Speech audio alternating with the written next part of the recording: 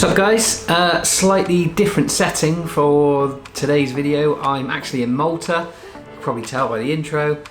Actually shooting a wedding here for this week, so I don't think there'll be another video after this week, but we have got some good things coming in the weeks ahead.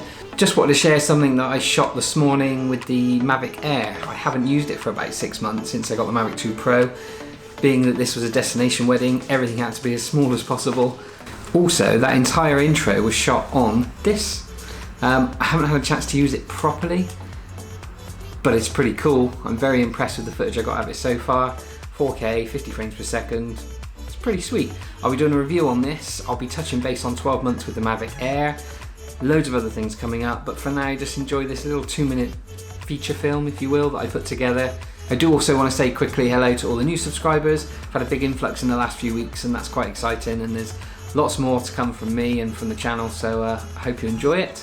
Enjoy this little 2-minute film. If you haven't already, don't forget to like and subscribe, click the notification bell to be kept informed of all our other videos as they come out. I will just say, I'm very lucky to do this job, and Malta is stunning. Catch you on the next one.